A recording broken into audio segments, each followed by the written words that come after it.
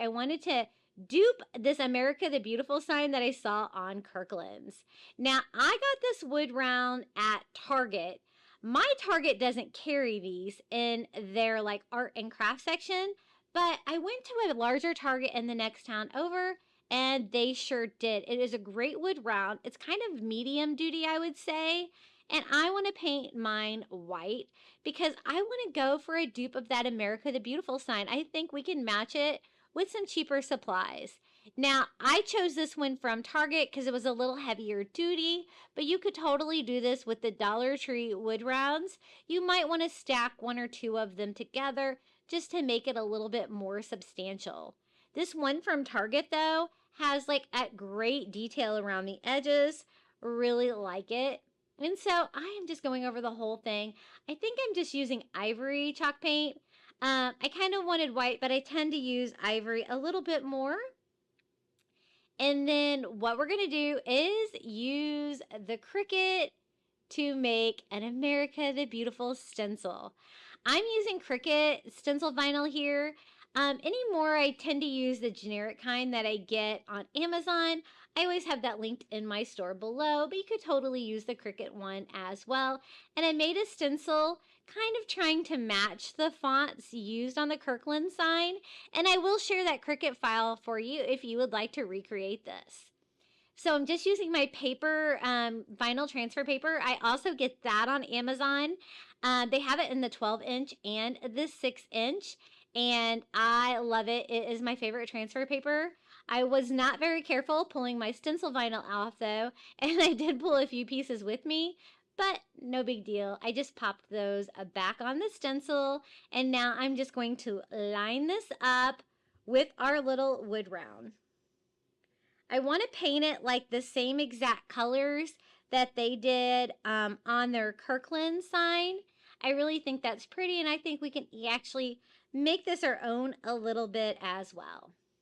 So the first thing I'm going to do is try to seal this with some Mod Podge. I just use Mod Podge and a paper towel, and I kind of just go all over. I just really want to seal that down because I don't want any kind of bleeding with this, because I'm not really going for like a rustic look for this. I'm going for like a more traditional patriotic look, and so I really kind of want to make it as perfect as I can. So once I get it sealed, I give it a good dry. You do have to be careful that you don't melt your stencil vinyl, and we're going to start painting this. I'm just using black acrylic paint and one of those little stencil daubers from the Dollar Tree, and I am just stenciling all over the America here where it should be black. Now you might want to use a little painter's tape on the side of your stencils if you don't have a lot of protection there, because then you're gonna have to touch it up like I did. But I thought this wood round was a great deal, and again I got it at Target. It was only $5. So America the and Beautiful were all in black on my inspiration piece, and so that's what I want mine to look like. I do go over all of the black with another coat because I want it to be nice and dark and crisp in the final project.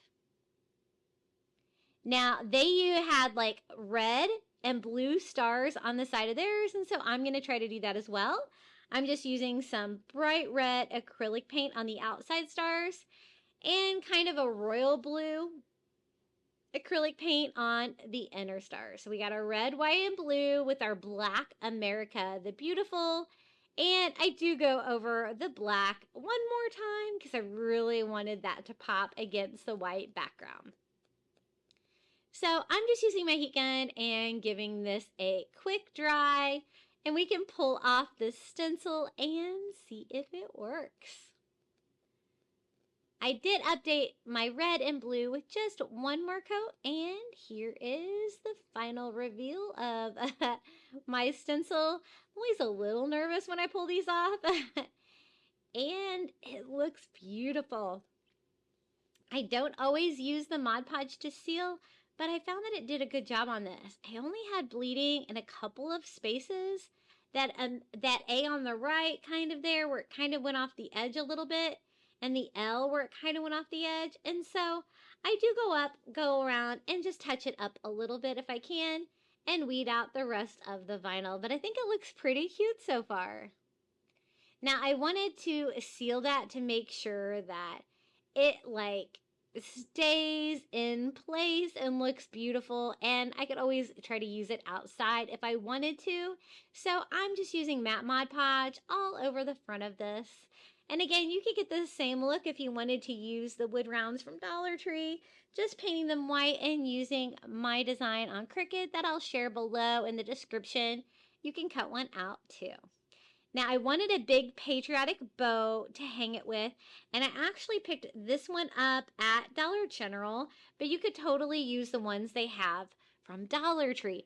This year they seem to have some really fun rustic ones that I really like. So I have picked up some of those, and we're just going to hang it with the red and white stripes hanging down from the bow. Like that. And then we can attach those to the back. I'm going to have it look like it is holding up the sign, but since the sign was pretty heavy duty, I am going to put a hanger on the back of that. So it's not really holding the sign up, but it kind of gives the appearance that it is.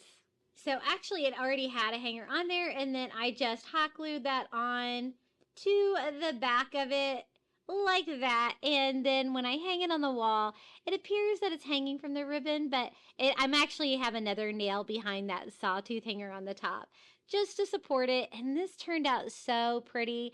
I think it is so patriotic and is going to look great in your 4th of July decor. I made mine a couple years ago and I still display it every year. I absolutely love it.